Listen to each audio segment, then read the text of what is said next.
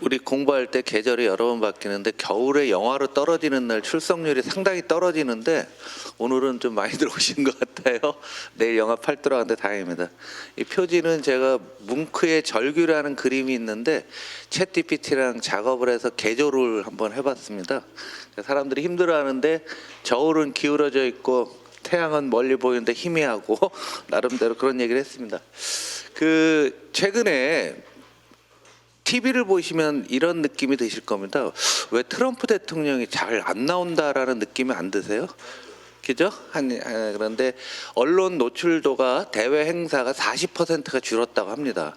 이 과정에서도 굉장히 중요한 일들이 지금 발생하고 있는데요. 미국이 좀 힘이 빠진 게 아니냐 이런 생각들 합니다. 뉴스만 저기 보시면 이거 제일 중요한 게 이거거든요. 미국과 중국의 패권 전쟁의 본질은 반도체에 있다는 거 여러분들 다 아실 거 아니에요? AI에 있고. 근데 그걸 만드는 게 엔비디아 칩을 이제 수출 못 하겠잖아요. 고성능 칩을. 근데 수출을 못 하게 했는데 미국이 슬그머니 지금 풀라고 하고 있습니다. 근데 이게 미국의 입장에서 그러면 그 이전에 트럼프 1기부터 시작해서 지금 거의 10년을 반도체로 바이든 때도 마찬가지로 했는데 풀어준다는 얘기죠.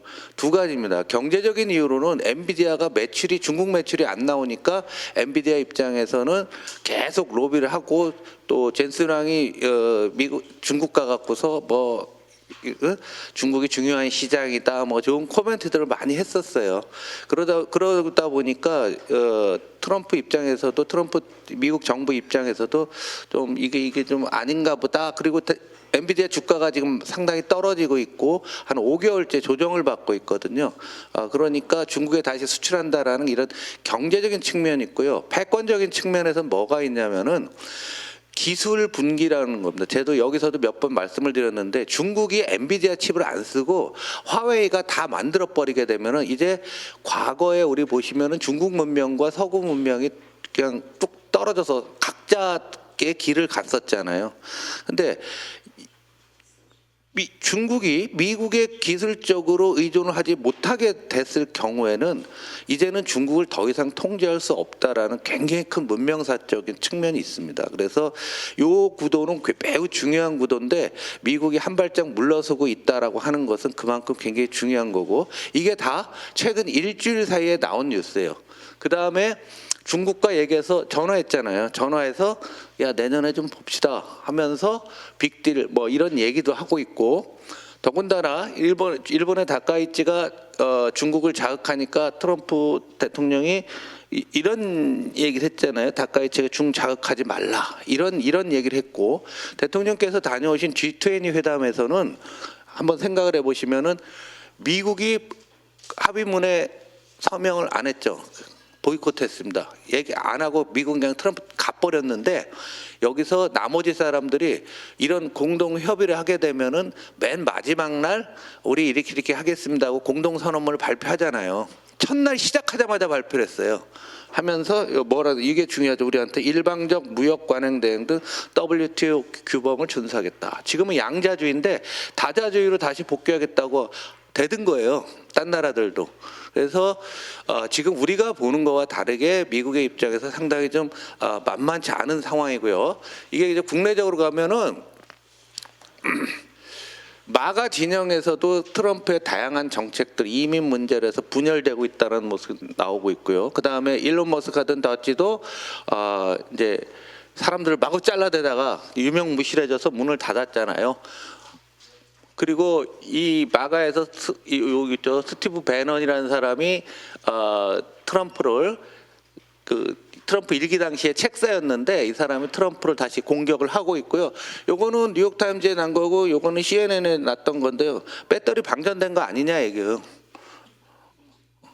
그래도 그럴 만도 해요. 그 어르신이 그렇게 내가 봐도 많이 다니고 하는데 이게 이제 앞서서 외부적인 많은 그런 어려움 또 국내적인 어려움들이 되면서 조금 힘들어하고 있는 이런 모습인 것 같다라는 얘기죠. 그래서 이 시점에서 지금 미국이 어떤 상황인가 한번 보자는 건데요. 이게 세 가지 문제가 미국이나 한국이나 가장 중요한 문제가 되는데 이제 금리 문제가 중요합니다. 왜냐하면 미국의 국가 부채가 감내하기 어려울 정도로 많고 AI 기업들이 부채가 많다고 해서 AI 거품론 나온 지 벌써 2달이 됐습니다. 그래서 AI 기업들이 뭐 장부를 감가상각 기간을 늘려갖고서 장부를 조작하고 있다, 뭐 이딴 얘기들 하고 있고 관세 전쟁을 하니까 암만 해도 물가가 계속 고공권에 있으니까 금리를 못 내린 거예요. 빚이 많은데 금리를 내리지 못한다? 그렇게 되게 되면은 사람들이 이자 비용을 더 많이 낼 거 아니에요. 그러니까 소비가 줄어들 수밖에 없는 상황이고요. 어제도 미국 시장에서 금리가 좀 올랐습니다. 두 번째는 금리는 부채와 관련된 거고요. 고용은 이제 경기나 이런 걸 관련되는. 일자리 지난주에 말씀드렸죠. 고용이 빠르게 둔화되고 있고 AI가 고용을 파괴한다. 이것도 지난주에 말씀드렸습니다. 굉장히 힘든 문제들이 계속 나오고 있고 미국 내부적으로 보면은 이민자를가 안 들어오게 하고 다치 효과를 해갖고서 공무원들 많이 잘라냈단 말이에요. 그래서 어느 정도 실업률을 유지를 해놨었는데 이게 미국 사람들의 수입으로 연결은 안 되는 거예요. 이런 상태, 그러니까 임금 상승을 둔화되고 고용 문제 때문에 소비가 침체되지 않을까 이런 생각도 하는 거고요. 그다음에 AI 투자 버블론에 대해서 여러 사람의 시각이 있어요. 똑같은 시각들은 뭐냐면 97, 98, 99년도에 인터넷이 처음 도입됐을 때랑 지금 비슷하다.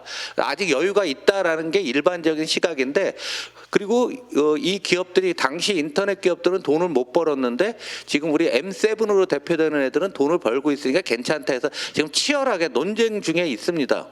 이 논쟁에 가장 많이 참여하고 있는 사람이 한국의 서학개미들이 또 참석해갖고서 이 경쟁들을 하고 있는데 의원님들께서도 우리 지역구에서 사람들 만날 때는 이 부분에 대해서는 어느 정도 말씀을 좀 해주셔야 될 것 같아요. 그래서 꾸준히 가긴 가는데 지금 일지적으로 좀 과도하다. 그리고 또 엔비디아를 대체하는 지금 구글의 제미나이가 나오게 되면서 새로운 형태가 벌어지고 있는 거는 한국에는 그냥 도움이 된다고 해서 웬만하면 이거는 아무도 모르는 거니까 회피를 하셔야 되는데 이 버블론들이 계속 나오는데 여기서 문제는 뭐냐면 올해 들어서 M7이라고 하는 회사가 주가도 안 오르고 있습니다. 안 올랐어요, 별로. 우리 많이 오른 것 같지만 오른 게 별로 없어요. 여기서 미국의 고민이 나오는 겁니다. 미국이 주식 자본주의하고 주가 자본주의라는데 개인 자산의 60%를 주식을 갖고 있습니다. 미국 평균적으로. 그러다 보면 사람들이 불만이 막 쌓여가는 거죠. 소비도 줄 수밖에 없고 이런 것들이 있는 거예요.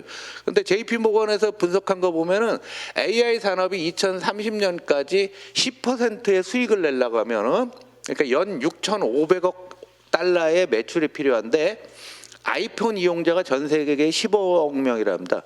그 사람들이 인공지능에 매달 35불씩을 내야 된다는 거예요. 15억 명이.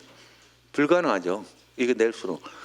또 다르게 비유를 하면은 넷플릭스 영화 보는 사람들도 3억 명이 연 180달러를 내야 된다. 그래서 JP 모건은 불가능하다. 그래서 이 논쟁들이 굉장히 있어서 당분간은 이 논쟁이 사그라지지는 않을 것 같아요. 그러면서 트럼프가 많이 하고 있는 투자하고 있는 제조업을 부활한다고 하는데 이거 시간이 무진장 걸리는 거예요. 저는 이거 안 된다고 이미 2023년에 쓴 책에서 안 된다고 써놨어요. 이거 어렵다. 생태계를 만들. 어찌 됐건 하긴 한다는 거죠. 그 다음에 미국 예외주의, 미국만 특권을 누린다는 미국 예외주의가 계속 지속돼야 된다고 생각을 하지만은 유지하기가 굉장히 어렵고 지지율마저 하락되고 있습니다. 그래서 지금 미국은 새로운 쪽에서 어떤 뭔가 내년 11월이 중간 선거이기 때문에요. 뭔가 대안을 마련하지 않을까라고 싶어요. 그래서 지금 우리가 지금 평온한 기간이 지금 유지되고는 있는데 여기서 그냥 찌그러질 분들이 아니죠. 그래서 더 극단적인 정책이 나올 수도 있고 아니면 후퇴할 수도 있는데 현재까지는 후퇴 모습이 강하지만 제가 보기엔 더 극단적인 정책이 나오면 또 우리나라에도 큰 어려움이 있을 수 있다라는 얘기입니다. 그래서 우리가 알고 있던 미국과 국제 질서가 지금 완화적으로 어느 정도 바뀌고 있는 거는 이런 배경을 깔고 있고요. 그 뒷배경에 대한 거 그래프 몇 개 말씀드리겠습니다. 미국의 산업 생산이라는 게 1920년대 여기 대공황이고요. 대공황 이후부터 33년 루즈벨트 대통령 취임한 이후에 계속 늘은 거예요. 그런데 잘 보시고 이렇게 21세기에 들어서면서 산업 생산은 정체되고 있습니다. 그래서 여기를 뚝 잘라갖고 산업 생산 파란 거고요. 빨간 게 소비입니다. 빨간 게 소비인데 여러분 잘 보시면 소비의 추세선이 이렇게 가다가 2008년 글로벌 금융위기로 뚝 떨어졌다가 그 이후에 추세선이 계속 유지가 되고 있는 거죠. 그 미국에 있는 정치권도 너무 힘든 게 뭐냐면 미국 사람들 모두가 갖고 있는 미국 예외주의, 미국의 특권. 우리는 다르다. 우리는 항상 소비를 해야 된다. 소비의 나라단 말이에요. 그러니까 이 추세선을 지금 보면 코로나 때 푹 꺼졌던 거를 만회를 한 다음에 이 추세선을 유지하고 있는 겁니다. 그럼 미국 정치권은 이 소비가 이 밑으로 내려오면 자기네 졌다라고 생각하는 거죠. 미국 사람들이 이기적이니까. 그럼 이걸 유지하려고 하는데 앞서 말씀드린 대로 방법이 별로 없는 그런 딜레마에 빠져 있는 게 현재의 미국 상황인 거고, 내년도에 이런 것들 때문에 다른 나라를 더 압박할 수 있을지 안 할지, 또 지금 해놓은 것들이 미국에 긍정적인 효과를 낼지는 좀 시간을 지나봐야 안다라는 얘기죠. 아까 제조업 부활까지 시간이 오래 걸린다고 했는데 미국, 독일, 프랑스, 일본, 한국의 제조업 생산 비중을 중국 하나가 다 엎어버렸습니다. 지금 이렇게 무서운 세상이 됐는데 이걸 미국이 들어 올리겠다고 하는 거예요. 매우 어려운 일이라는 거죠. 쉽지도 않고 시간도 엄청나게 많이 걸리는 거예요. 그래서 2020년에 전 세계 제조업 부가가치 미국이 25, 중국이 6이었는데 2030년에 중국이 45, 미국이 11이 된다고. 지금 어찌됐건 마켓에서는, 시장에서는 중국이 이겼다고 보는 견해가 의외로 많이 있어요. 내 견해가 아닙니다. 여기 언론인들이 있는데 민주당에서 그런 얘기 한 적은 없어요. 그런 견해가 있다라는 거죠. 그런 견해가. 그래서 이런 위기들을 우리가 이 시점에서는 다시 한번 보고, 그럼 미국의 입장에서는 새로운 전략이 나올 거를 우리가 미리 예측해서 대응들을 해야 되겠죠. 그런데 아까 미국의 소비가 유지되고 있는데 이건 기본적으로 양극화를 기반으로 하고 있다라는 얘기죠. 그래서 상위 1%들이 올해만 0.1%는 자산이 16%가 늘었어요. 다 전반적으로 늘긴 했는데 양극화를 기반으로 했는데 주가가 못 오르면 미국이라는 나라는 저 웰스 이펙트라고 하는 부의 효과가 역자산업과 마이너스로 반대로 바뀝니다. 그러니까 소득이 적으니까 소비를 안 하는 이런 현상이 있는데 아직까지는 괜찮아요. 그러니까 추가로 미국이 더 오랜 기간 동안 주가가 조정받으면 그 돈에 의해서 유지되던 미국 경제가 유지되기 매우 어렵다는 거죠. 그래서 더 길게 보면은 이거 한 두어 번 보여드린 것 같은데 상위 0.1%가 전체 주식의 24%를 갖고 있다는 얘기고요. 하위 50%는 주식 없습니다. 주가 백날 올라왔을 때 아무 소용없어요. 우리나라도 똑같습니다. 지금 주가 올라간다고 너무들 좋아하고 있고 막 하고 있지만 우리의 성과라고 하지만은 주가가 올랐을 때 주식 없는 사람이 훨씬 많습니다. 우리나라 주식 투자가 1,400만이라고 하는데요. 1,400만 중에서 이 다수개 다 합치면 6,700만밖에 안 돼요. 그럼 나머지는 주식 관심도 없는 거예요. 할 돈도 없는 거고. 해봤자 뭐 한 500만 원 마통 받아갖고 했다가 툭 털리고 말고 막 이런 상황인 거죠. 그러니까 오히려 올라가는 게 사회적으로 정치적으로 굉장히 어려워지는 부분이 있어요. 그러니까 이걸 한번 보시면 미국의 소비가 계속 올라간다고 했는데 상위 1% 소비는 특히 코로나 끝난 다음에 양극화가 심해지는데 계속 이렇게 올라가는데 여기 하위예요. 하위 3분의 1은 소비가 2010년하고 비해서 별로 소비가 늘어난 게 없다라는 얘기죠. 10몇 년간 소비가 안 늘어가는 상황이에요. 그런데 위에 있는 사람들만 되니까 한계 소비 성향, 자기가 가처분 소득 대비 소비를 몇 퍼센트 하냐라고 봤을 때 상위는 해봤자 돈이 많기 때문에 소비가 0.2, 0.3 그러니까 20에서 30% 하는데 하위는 다 때려 쓰고 있는 거거든요. 이건 뒤에서 다시 말씀드리겠지만 양극화가 심할수록 이런 현상들이 어느 나라나 있고 우리나라도 그대로 진행되고 있습니다. 그러면서 지금 고용이 안 되고 있는데 요즘 고용은 계속 말씀드리지만 테크 부분에서 취업자들이 안 늘고 있어요. 테크 부분에서. 테크에서 늘어야 되는데 우리가 AI 와서 일자리가 많이 늘겠네 뭐 이랬는데 하나도 안 늘고 있다라는 얘기죠. 그러니까 미국이 굉장히 다급한 상황이 될 수밖에 없는 거예요. 그래서 노동 생산성이니 뭐니 많은 얘기를 하지만 꼭 그런 건 아니고요. AI가 해고자 들리는데 미국 입장에서는 연도별 해고자 추이 비슷한데 이번에 닷지 국토 효율비에서 이만큼 더 잘라나갔고요. 미국 내부 상황들은 상당히 안 좋고 지난주도 말씀드렸지만은 AI로 17,000명 기술 진보로 해서 AI가 두 개 합치면 37,000명 약 4만 명의 자리가 사라졌는데 요거는 표면적인 거고요. 그 수면 하루 보면은 훨씬 더 많을 것으로 보고 있습니다. 근데 여기서 이제 중요한 게 제가 제일 부담스럽게 생각하는 거는 내년 정도에 지금 이 버블이 깨지지 않을까라는 생각들을 많이 합니다. 선수들끼리는 뒤에서. 왜 그러냐면 지금 너무 많이 자산 가격이 올랐습니다. 우리 들었죠? 에브리싱 랠리라는 용어. 또 어제 저녁에도 비트코인이 많이 빠졌거든요. 많이 하락했습니다. 이제 에브리싱 랠리가 아니에요. 자꾸 탈락합니다. 원자재는 이미 탈락하고 있고 가상자산도 탈락하고 있고 하다 보면은 어느 정도의 버블이 깨질지 못한다 하는데 내년에 우리는 지방선거 같고 미국은 중간선거가 있어요. 어떻게 해서는 이걸 유지하려고 하는데 늘 버블이 깨질 때 보면 과거에도 보면은 이 회색의 금리예요. 금리를 내렸다 금리를 올리는 순간에 여기서 깨진다는 얘기입니다. 이 닷컴 버블 날 때도 금리를 이렇게 내리니까 주가가 많이 올랐다가 금리가 처음 올라갈 땐 가만히 있다가 어느 정도 더 오르게 되면 그냥 떨어지게 되고요. 일본도 마찬가지. 여기서 금리를 80년대 중후반부터 계속 내렸다가 금리를 90년도부터 올리니까 주가가 작살났고 2008년 글로벌 금융위기 때도 금리를 내렸다 올리니까 그랬는데 근데 지금 미국은 더 내리자고 하는 거 아니에요. 주가가 비싼데. 그러니까 논리적으로 맞지 않으니까 언젠가 한번 큰 사단이 날 거다. 그 사단은 AI 버블론이 일반적으로 받아지는 시점이 될 수도 있는 거고요. 미국 경제가 결정적으로 나빠지는 모습이 나올 수 있는데 양극화 기반으로 성장하기 때문에 미국 경제에서는 그런 이런 가능성이 의외로 높은 상태고 취약하다라고 볼 수 있습니다. 이게 정치적으로 오는데요. 내년 11월에 미국의 그 중간 선거가 매우 중요합니다. 그래서 그동안의 중간 선거는 미국에서는 늘 집권당이 패배를 하게 되는데 하원 의석이 보면 평균 집권당이 26석을 잃었고요. 그다음에 상원 쪽에서는 평균 3석을 잃었어요.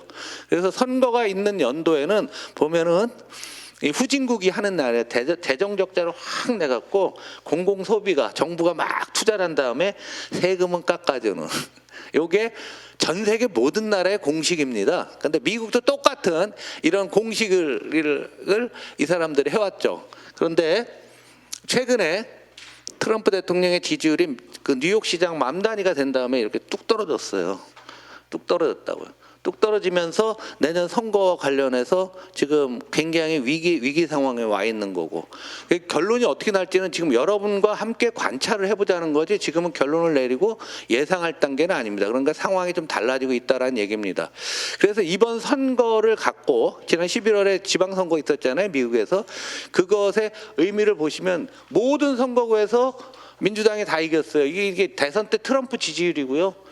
이거는 올해 11월의 지지율인데 보시게 되면 버지니아 주지사 53, 57, 부지사 53, 55, 뉴저지 53, 56, 하원 한석인데 69였는데 89. 여기 뭐 민주당 지역인데 캘리포니아 60, 64. 여기 저 지역구 조정하는 거 있잖아요. 게리맨더링에서 5석 더 놀린다고 하는 거. 그 트럼프 공화당이 텍사스 늘린다고 하니까 여기 늘린다. 여기에서 그 찬성률이 이렇게 높아졌고요. 펜실베니아 대법관, 펜실베니아 스윙보터잖아요. 스윙보터인데 49였는데 60일로 올라온 거죠. 굉장히 지금 미국 공화당이 위기를 느끼고 있고 해서 있는 상황입니다. 그래서 이제 그거 갖고서 계산했는데 민주당 득표율이 1%포인트만 오르면 1%포인트만 오르게 되면은 하원 의석이 6석이 는다는 거예요. 그렇게 되면은 221대 214로 바뀌면서 트럼프 대통령이 아무것도 할 수 없다라는 거죠. 그래서 지금 미국 공화당이 대단한 위기감을 느끼고 있는데 이게 그냥 찌그러질 거냐 한번 꿈쩍하면서 우리를 또 압박할지 굉장히 중요한 상황이다라고 보시고 우리도 이런 부분들이요. 함부로 봐서는 안 되는 겁니다. 지금 우리 한번 이번 11월 선거 나기 전에 트럼프 대통령이 일반 독주였는데 바로 맘단이라는 사람이 나왔잖아요. 아주 이단아들이 나온 거죠. 이 사람 우간다 출신의 뭐 인도에서 살다가 시리아 쪽 부인하고 해서 지금 미국 사람이 된 거 아니에요. 이슬람 지역이고 솔직하게 우리가 뭐 주택 상담사라는 게 우리로 따지게 되면 공인중개사 아니겠습니까? 아닙니까? 비슷한 거 아니에요? 하시던 분이 주의원 유시장 됐는데 이 공약을 한번 잘 보이셔야 돼요. 이게 이제 반대로 나타나는 나쁜 케이스인데요. 무상에다 무상버스, 무상보육 뭐 이렇게 쭉 나오는데 연소득 100만 달러 이상의 부유세도 하고 최저임금 30달러 올리고 이런 것들이 미국이 어렵고 불균형 성장한 결과가 이런 것들이 나오고 있는 거죠. 우리나라 내년 지방선거에서 이런 거 주장하는 사람 나올 수 있습니다. 우리가 여당인데 이걸 어떻게 감내를 합니까? 제가 미리 말씀을 드리는 거예요. 그래서 지금 트럼프가 그렇게 견고해 보였는데 불균형 성장을 했더니 다른 한쪽 사람도 이건 아닌 것 같다. 나 못 살겠다. 갈아보자. 이런 심리들이 미국에 나서 지방선거로 나왔고 이게 만약에 이런 식으로 지지율을 조금만 올리게 되면 미국 정치 지형이 바뀔 정도로 위험한 상황이고 다르게 얘기하면은 한국에 있어서 집권 여당인 민주당도 이런 분위기에 대해서 우리가 진짜 잘 이해하고 대비를 좀 해야 된다라는 말씀을 드립니다. 하나만 더 말씀드리면은 3분기 가계 동향 조사가 나왔는데요. 언론에서 제대로 보도를 안 해주더군요. 관심도 없고. 근데 우리 3분기 올해 7, 8, 9월 달이 아주 좋은 편이었습니다. 왜냐하면 소비 쿠폰도 낮고 주가도 오르고 부동산도 어찌 됐건 뭐 좀 올라가면은 이거는 굉장히 괜찮은 건데 이렇게 소득이 느는데 제일 이전 소득 요게 소비 쿠폰이에요. 소비 쿠폰이었고요. 그래서 이렇게 썼다라는 얘기입니다. 상식적으로 이렇게 여러분들이 웬만하면 여러분 상임위 활동하실 때도 우리 상임위는 몇 퍼센트를 쓴다. 뭐 교육이다. 교육위는 8%를 쓴다. 뭐 이 정도의 숫자는 외우고 계시는 게 좋죠. 이걸 보면은 이렇게 나오거든요. 이거 소득 분위별로예요. 하위 20%는 131만 3천 원을 벌었는데 이 중에 공적 이득이 73만 원이 나왔어요. 굉장히 높은 비중이죠. 그래서 전분기 대비 28%, 전년 동기 대비죠. 전년 동기 대비 28%가 늘은 거예요. 근데 소비 쿠폰을 다 줬잖아요. 그러니까 금액이 비슷하죠. 757, 757 안 받던 사람들이 받은 거예요. 757, 757, 747, 723, 735. 그렇죠? 이렇게 받았어요. 그래서 이 사람들이 이걸 131만 원 중에서 평균 소비 성향 123%를 썼다라는 얘기입니다. 이건 뭐냐면 적자를 봤는데 26만 원 적자를 보니까 150만 원 정도를 썼다라는 얘기죠. 자기 받은 것보다 더 쓴 거. 나머지 그러니까 이전 소득도 받고 또 적자도 내고 뭐 이랬다는 얘기예요. 근데 이게 상위 20%를 놓고 보게 되면은 여기는 안 받던 거니까 굉장히 많이 증가율이 제일 높죠. 그런데 소비 성향이 54.9에 얼마 안 됩니다. 그러니까 우리가 소비 쿠폰을 줘서 소비가 좋아졌다라고 하는데 그것이 좋아진 부분들은 바로 1분기, 1분위, 2분위 정도 하위 40%는 영향을 줬는데 이쪽은 꿈쩍도 안 했다는 얘기죠. 그래서 소비 성향을 보시면 5분위 상위 20%는 마이너스예요. 소비가 오히려 줄었어요. 마이너스 1.3, 여기는 1.8, 어디야? 4분위, 3분위 마이너스 5.1, 소비는 오히려 줄고 소비 성향이 줄었다는 얘기죠. 그래서 보수 언론에서는 실제로 소비가 줄었다 뭐 이런 얘기를 하고 있는 겁니다. 그래서 한번 잘 생각을 해보시면은 이게 우리가 차등 지급이냐 보편 지급이냐 이 부분에 있어서요. 일본이 1990년대부터 지금까지 열몇 번 줬어요. 항상 우리랑 똑같은 문제가 있었습니다. 차등 지급이냐 보편 지급이냐 하는데 이걸 보게도 소비 성향까지 비교를 해보시면은 당연히 차등 지급이 맞다라는 게 나올 겁니다. 그래서 하위 20%가 그래도 우리가 잘한 건 뭐냐?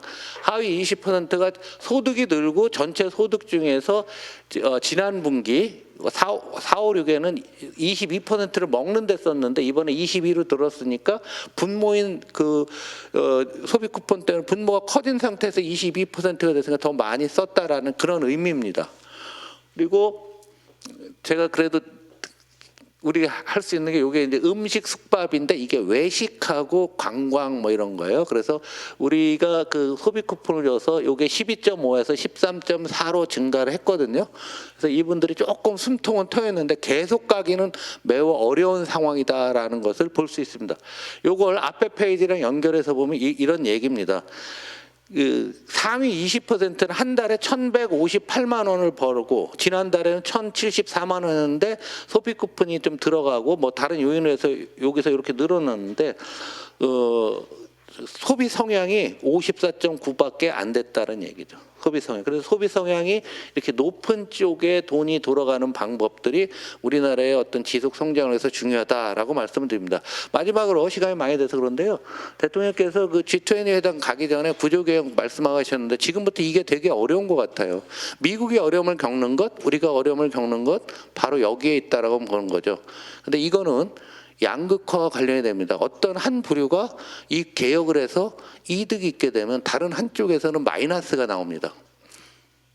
뭐 공공개혁을 해서 개혁을 하면은 나라는 좋아지고 뭐 잘 갈 수 있지만 또 여기서 자리를 잃게 되는 사람이 나오고 뭐든지 다 그런 거죠. 교육개혁을 한다고 해서 초중고에 대한 예산을 줄이고 대학으로 간다. 이렇게 하게 되면 초중고는 반대할 거고 대학은 가는 거예요. 지금부터 굉장히 어렵고 여기서부터 정치력이 많이 필요한 시기고 올 겨울이 오히려 이제 기본적으로 한번 생각을 해보시면은 올 지금부터 약간의 공백기가 나오고 바로 내년 한 봄이 되면 지방선거 가는데 우리가 주는 이 구조개혁의 골든타임 여기서 못하게 되면 다음번 총선까지도 영향을 준다. 지금부터 시작해야 되고 국민들은 이걸 바라고 있다라고 말씀드리고 제 강의는 여기서 마치도록 하겠습니다. 감사합니다.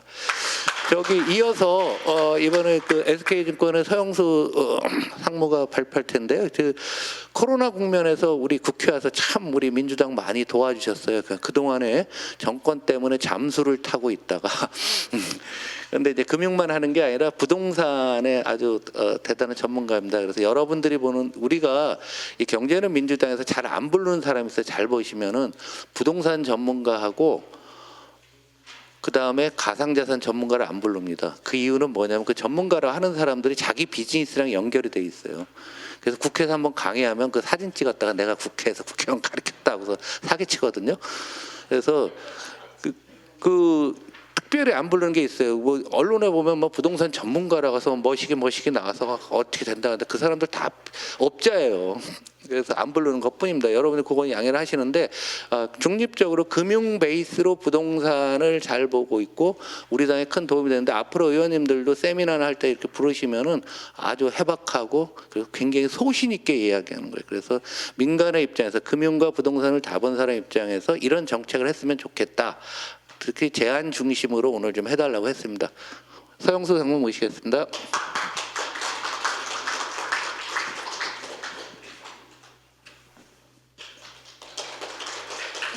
정말 오래간만에 왔습니다. 지금은 SK증권에서 CFO, CSO 두 가지를 맡고 있고요. 아무래도 과거에는 애널리스트를 이제 했기 때문에 애널리스트라는 게 약간은 이제 어떻게 보면 이론적으로 많이 보잖아요. 근데 실제 제가 이제 CFO를 하면서 더군다나 저희 회사가 부동산 PF라든지 이런 것들을 많이 갖고 있다 보니까 실제 좀 다른 눈을 좀 볼 수 있겠다, 있는 기회를 가지기도 했습니다. 제가 예전에 이제 부동산 특위 자문위원을 했었는데요. 2021년이었죠. 그래서 그 당시 문재인 정부인데요.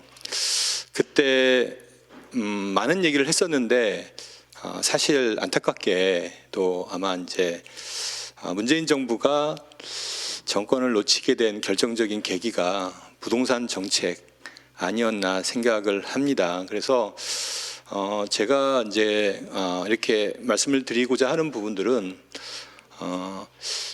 반면교사 3자 또는 제가 생각하고 있는 지금 정부의 정책의 길은 문재인 정부의 길을 지금 같이 거의 비슷하게 가고 있는 것 같다라는 느낌이고요. 그래서 사실 이대로 가면 또 부동산이 민주당 현 정부의 발목을 잡을 것 같다라는 좀 걱정이 좀 많이 들어서 이 자료를 좀 만들었고요. 하나씩 좀 풀어 나가겠습니다.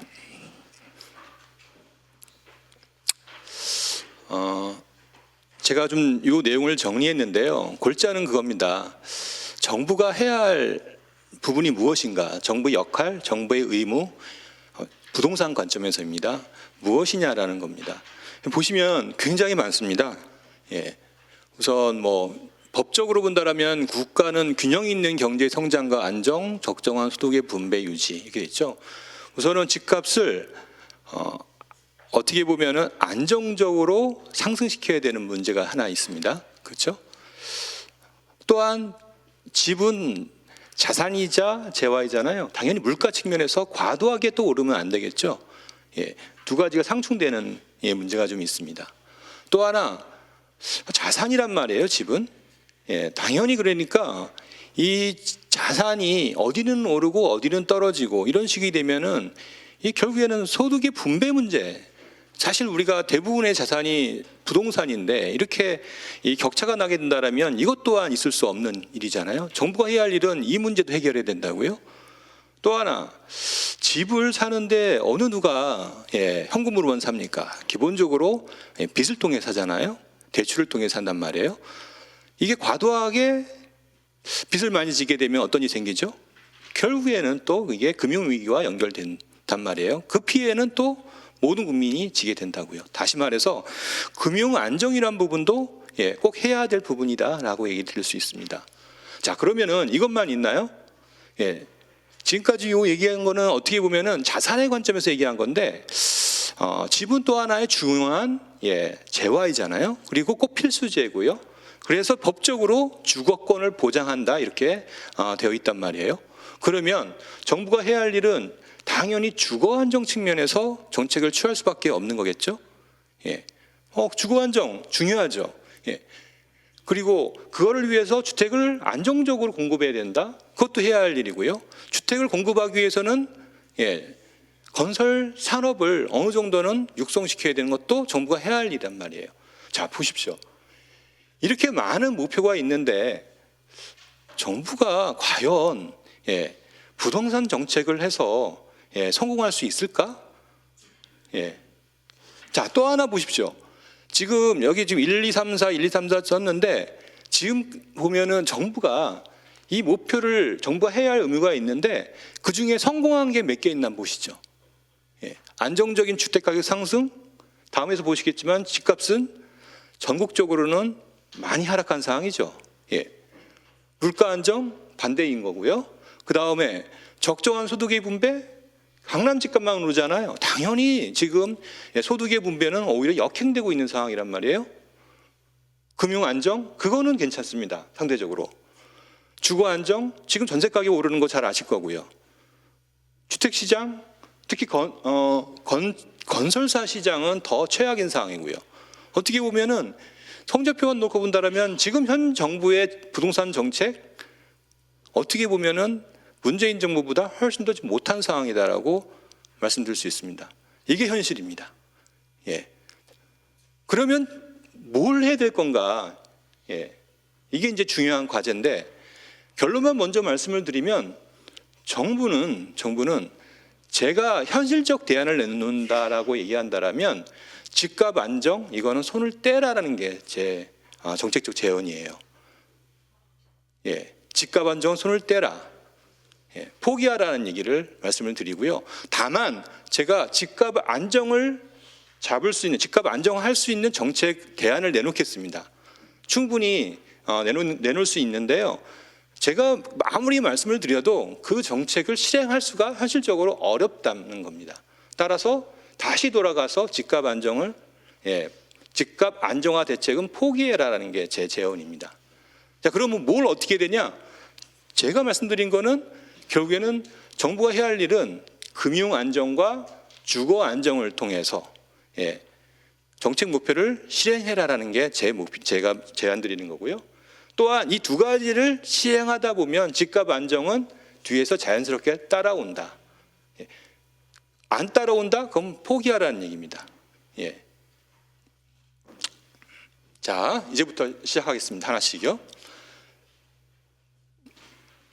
지금 아파트 가격 보십시오. 전국 아파트 가격 보면은 2021년 대비 거의 10% 이상 하락했죠. 지수 기준입니다.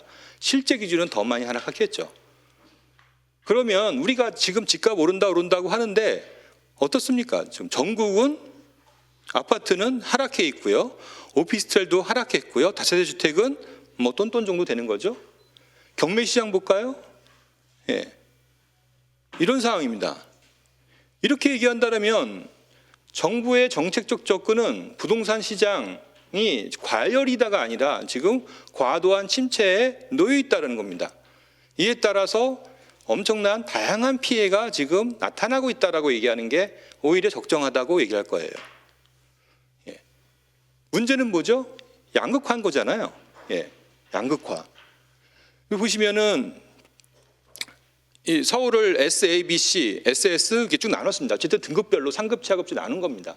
지금 보시면 상급지와 하급지 간의 격차가 서울에서도 나타나고 경기 지역에 나타나고 물론 당연히 수도권 지방 간 격차도 과도하게 나타나는 겁니다. 예, 이런 상황이라는 거예요. 예. 그렇다면 우리가 생각해야 될 건 두 가지입니다. 예, 첫 번째로는 방법이 이런 거죠.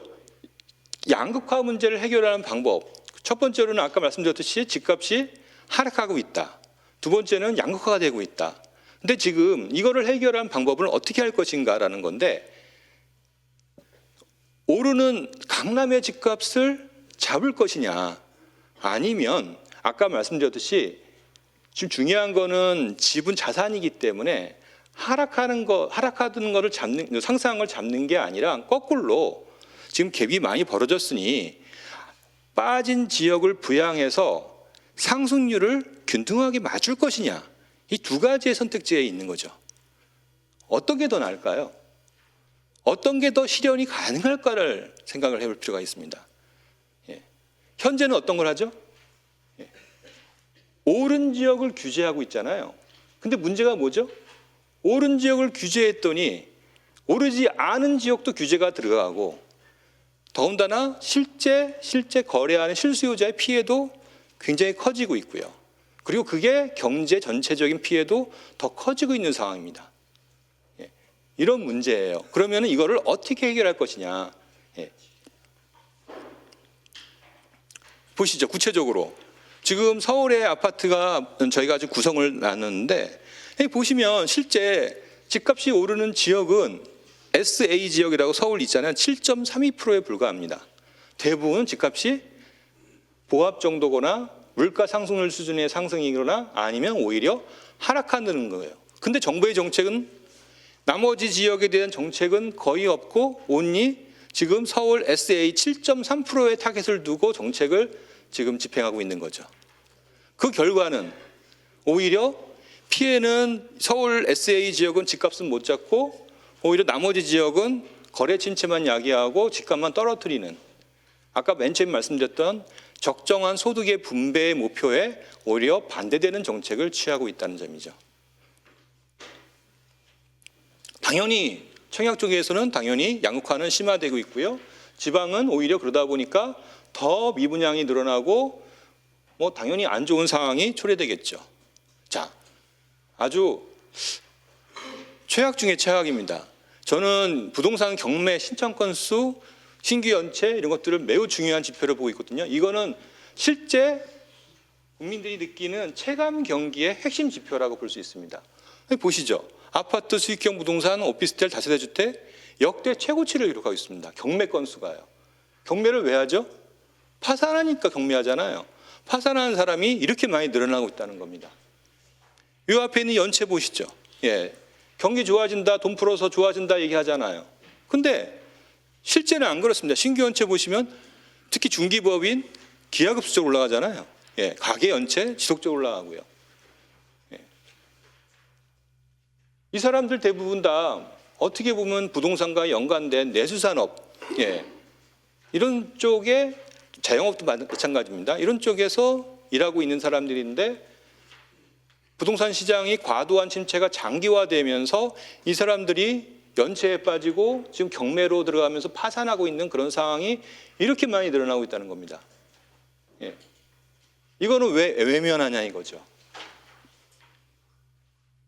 가계부채 때문에 그렇다고 합니다. 제가 사실은 가계부채 전문가라고 사실 아시는 분들은 아실 텐데, 가계부채 전 세계 최고 수준이죠. 특히 이제 전세 보증까지 합치게 되면은 그야말로 1등이라는 거 아실 겁니다. 근데 그렇습니다. 부채를 줄이는 건 중요합니다. 근데 부채 줄이는 게 자산 시장에 과도한 영향을 줄 정도로 한꺼번에 줄이는 거는 그건 문제가 있습니다. 점진적으로 줄이고요. 오히려 부채를 줄이는 방법은 어차피 소득 대비 부채이기 때문에 소득을 늘려서 부채의 비율을 줄이는 게 중요합니다. 부채의 절대 규모를 줄이는 게 아니라. 예. 근데 어떻게 했죠? 단기간 내에 우리나라가 지금 보시면 가계부채 비율이 마이너스 9%포인트 해가지고 가장 가계부채 증가 이 비율이 많이 떨어진 나라 중에 하나가 되었다는 거예요. 단기간에. 그래서 금융 안정 측면에서 지금 논하기에는 현재로서는 그게 큰 문제가 아니다라고 얘기를 할 수 있습니다. 더군다나 지금처럼 가계 연체가 급증해서 역대 최고치의 수준을 가는 그런 마당에 또 금융 안정을 얘기하는 거는 과하다는 거예요. 예, 지금 해야 될 일은 금융 안정을 위해서 부채를 줄이는 게 아니라 조절을 해야 되는 시기다라고 얘기할 수 있어요. 오히려 부채의 문제는 사실 잘 알다시피 자산 가격이 양극화되면서 나타나는 특정 지역의 부채 급증이 오히려 더 큰 문제라는 거예요. 서울의 강남 아파트가 지금처럼 잘 나가니까 문제가 없는데 만일에 빠지면 어떤 일이 일어날까요? 다들 그 걱정 때문에 오히려 거꾸로 서울 아파트, 서울 특히 강남 아파트는 절대 빠지면 안 되는 거예요. 너무 경제에 미치는 파장이 크기 때문에. 언제까지 이렇게 종속돼서 경제 체제를 유지할 거냐 이거죠. 앞으로의 전망입니다. 우선은 핵심은 그겁니다. 양극화가 앞으로 가속화될 거라는 거예요. 시장의 상황은. 왜 그럴 거냐 봐야 될 게 핵심이 그겁니다. 서울의 아파트 지금 인구라든지 여러 가지 측면에서 집값은 더 이상 오르기가 어려운 구조예요. 뭐 잘 아실 거예요, 그거는요. 근데 왜 서울의 강남의 아파트, 핵심지의 아파트만 오를 것이냐?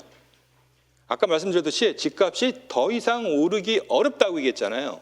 더 이상 오르기 어렵다는 얘기를 하는 순간 집은 더 이상 자산의 역할을 못한다는 의미예요. 그렇죠? 자산의 역할을 못한다. 자산의 역할을 못한다는 거는 아셔야 될 게 새 아파트가 있고 구축이 있잖아요. 우리가 중고하고 새 것이 있잖아요. 우리가 물건 같은 재화의 같은 경우에는 새 물건은 가격은 계속 오르지 않습니까? 근데 중요한 거는 중고는 계속 떨어지게 마련입니다. 그게 재화의 특징이잖아요. 그렇죠? 아까 말씀드렸듯이 아파트가 이제 더 이상 이제 자산의 역할을 못하게 되는 가장 결정적인 이유는 이 차트를 보시면 됩니다. 서울 하급지 평균 평당 매매 가격을 보면은 20년, 30년 이상 아파트와 새 아파트의 가격 격차가 벌어진다. 특히 20년, 30년 아파트의 가격이 계속 하락한다는 거예요. 재화의 성격을 띠기 시작한다는 거예요. 그러면 어떻게 하죠? 나의 자산이 계속 줄어드는 거잖아요. 그러면 그 자산이 줄어드는 걸 어쩔 수 없이 회피해야 된다고요. 그래서 부산에 있는 아파트를 팔아서 강남 아파트를 사야 되는 거예요. 그리고 경기도 다른 지역에 있는 아파트를 그다음에 전원주택을 팔아서 빨리 강남에 있는 집을 사야 돼요. 그게 나의 자산의 가치를 보존할 수 있는 유일한 길이거든요. 그러니 양극화는 더 심화될 거란 말이에요. 두 번째, 아시겠지만은 AI 시대라며요. AI 시대의 핵심이 뭡니까? 양극화라는 거 아시죠? 당연히 양극화면 어쩔 수 없이 집값은 더 양극화될 수밖에 없습니다. 이런 시장적 현상을 정부가 어떻게 이길 겁니까?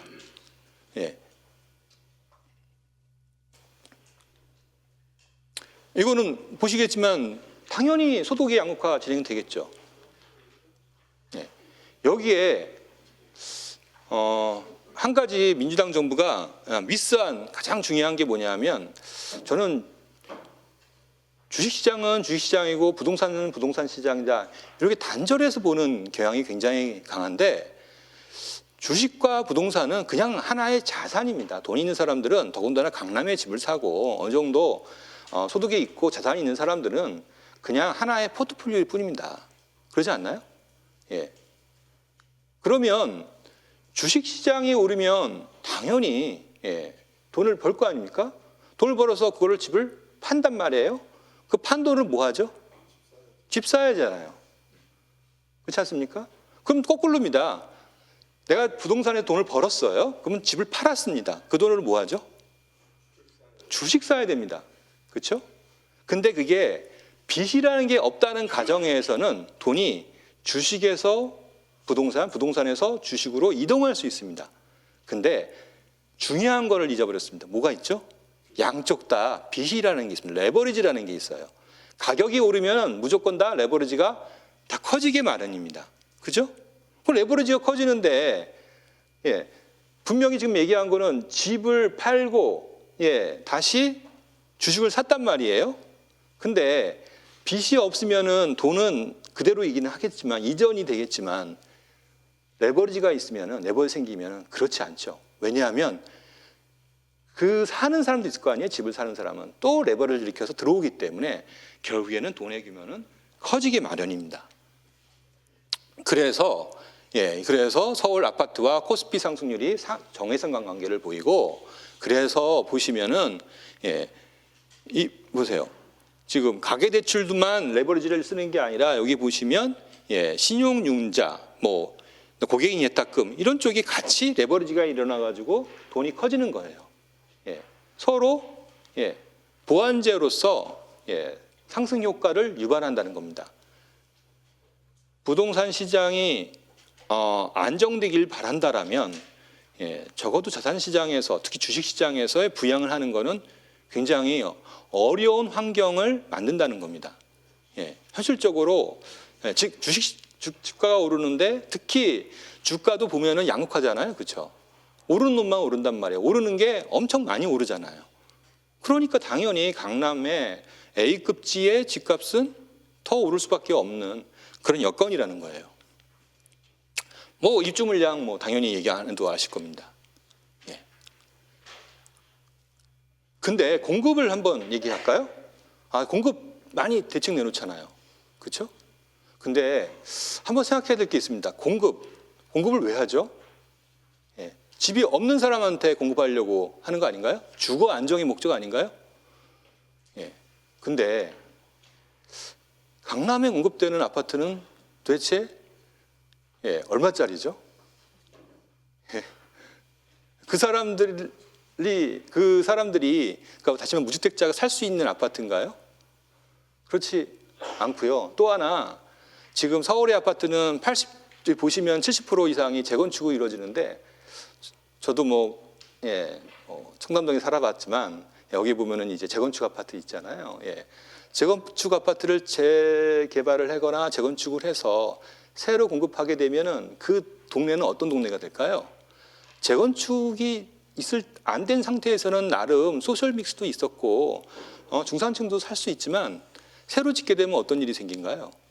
전부 다 그 아파트 가격은 30억씩 되고, 그러면서 소셜 믹스가 무너지죠. 거기는 전부 부자들만 살게 됩니다. 전국의 부자들만이요. 그것도. 다시 말해서 지금의 집의 공급은 돈 많은 사람들만 살 수 있는 그런 집들만 공급하고 있는 거예요. 지금 무주택자는 보시면 1세대, 3세대 무주택자들 보면은 대부분 다 1세, 30세 뭐 이렇게 되는 사람들인데, 뭐 이런 상황이고요. 이거는 뭐 신탁사 얘기인데 뭐 넘어가겠습니다. 미분양도 넘어가겠습니다. 이런 상황입니다. 이런 상황인데 정부의 부동산 대책, 627 대책 보시면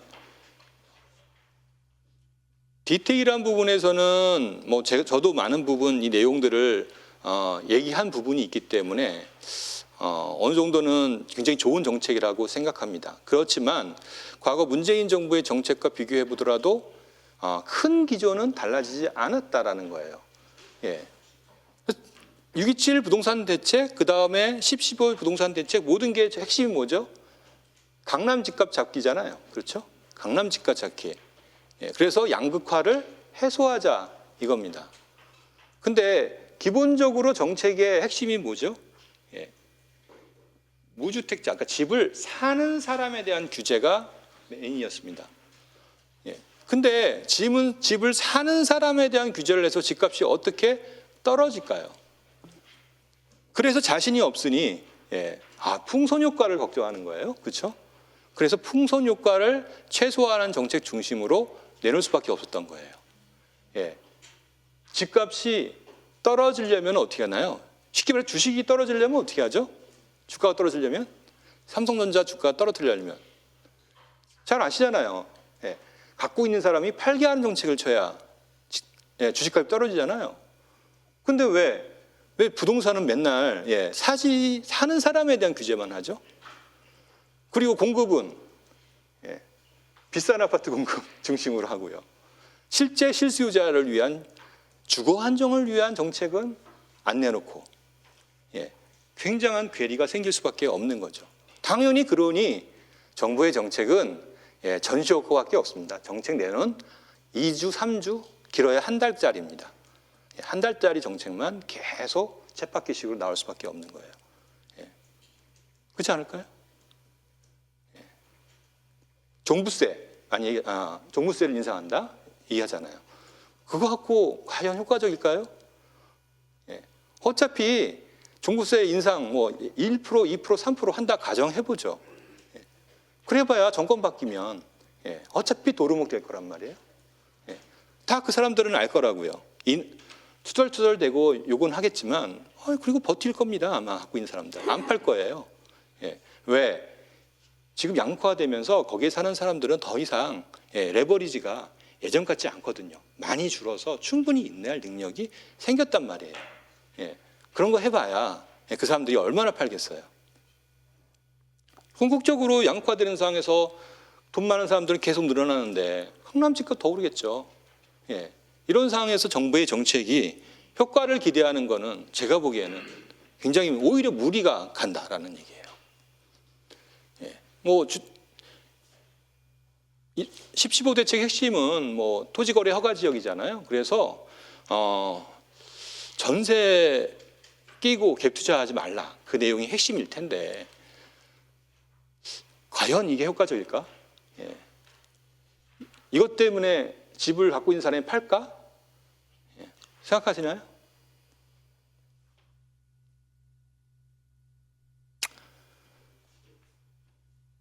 역시 예상대로 제가 이제 원래 이 강의가 거의 한 달 전에 예정되어 있던 건데요. 역시 예상대로 집값은 안 잡히고 있죠. 오히려 괜히 집값을 정책을 쳐가지고 지금 안 그래도 안 좋은 지방이나 특히 이제 서울 및 경기, 인천 중에 하급지 지역들의 하락은 더 심화시켰어요. 더 안 좋게 얘기했고요. 그 다음에 거기에 사는 사람들의 불편도는 더 심화시켰고요.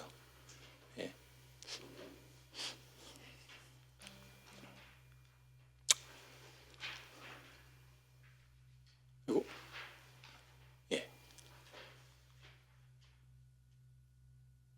참 그렇죠. 제가 이제 말씀드렸듯이 이제 그런 거예요.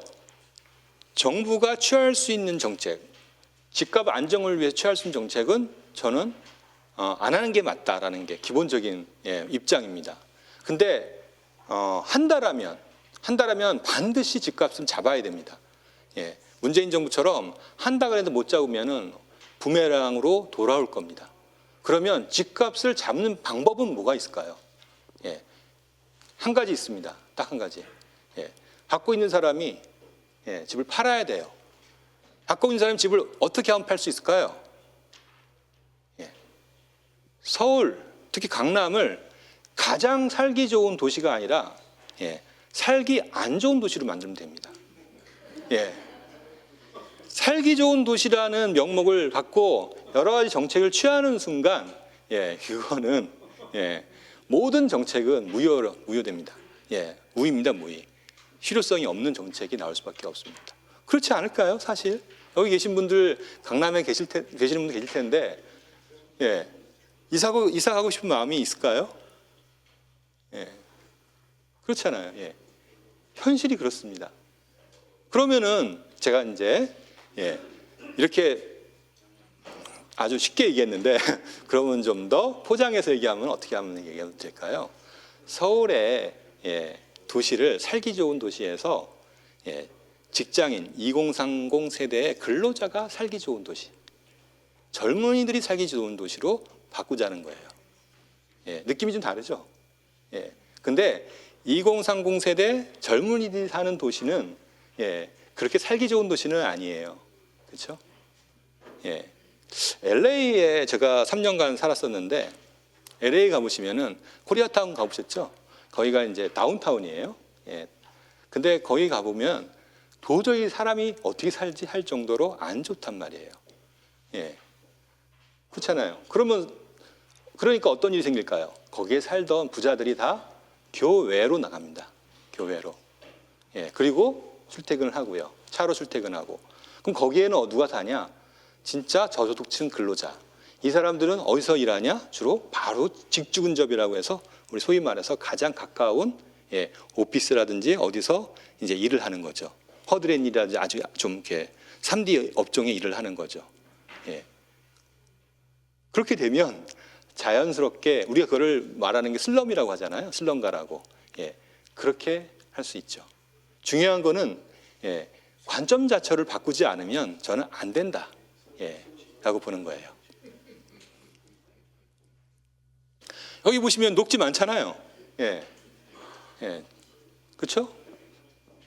가장 쉽고 가장 빨리 저는 아파트라고 얘기 안 하거든요. 도시형 생활주택이라고 하는데 그 사람들한테 맞는 거는 도시형 생활주택을 가장 빨리 가장 많이 공급할 수 있는 지역은 딴 데가 아니라 녹지다라고 보고 있어요.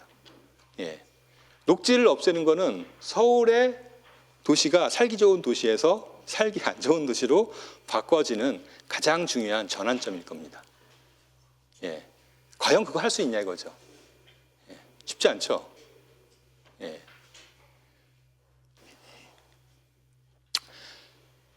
실제 보시면 무주택이라든지 여러 가지 보시면 다 내용들이 2030 세대들이 다 무주택으로 살고 있고 만약에 그런 주택을 공급하면은 아마 제가 보기엔 선거에 도움이 될 겁니다. 상당히. 상세한 건 넘어가겠습니다. 또 하나 지금 해야 할 일이 무엇인가 지금 지방의 아파트의 이 급락, 지속적인 하락 그래서 공동화 현상 이런 것들 너무너무 심하잖아요. 과연 이쪽에 정부가 어떤 정책을 좀 취했나 정말 찔끔찔끔 정책을 내놓고 있는데 그중에 하나가 뭐냐면 인구 감소 지역에 대한 세제 혜택입니다. 확실히 인구 감소 지역인 세제 혜택이 지정 1, 삼척남은 쭉 있잖아요. 이쪽이 지정되면서 가격이 오르고 있잖아요. 뭐 오른다고 해봐야 서울의 아파트하고 비교도 안 되지만 여하튼 그렇고요. 지정 2, 지금 최근에 지정한 거죠. 8월 14일인가 지정했는데요. 이때 지정한 곳도 가격 하락이 어느 정도 멈추고 있습니다. 그래서 상승으로 돌아서고 있습니다. 필요한 거는 이런 거 아닌가요? 또 하나 핵심은 주거 안정이죠. 지금 주거 안정의 핵심은 뭐예요? 전세, 월세 가격의 안정. 이게 훨씬 더 중요한 부분이란 말이에요. 근데 이쪽에서 지금 서울이라든지 가격이 빠르게 올라가고 있는 거 잘 아실 겁니다. 여러 가지 토지거래 허가 지역 때문에 전세 가격이 오른다. 저는 그렇게 안 보고 있고요. 그거보다는 오히려 지금 사실 주택 공급을 좀 제대로 하지 못하는 상황이 되다 보니까 좀 이런 상황이 나타나는 것 같습니다. 어쨌든 이게 더욱더 장기화될 가능성이 높겠죠. 양극화 현상도 또 하나의 이슈입니다. 양극화되니까 결국에는 사람들은 더 직주 근접을 원하기 때문에 서울에 살려고 할 거고 그러니까 전세 가격은 더 많이 오를 수밖에 없겠죠.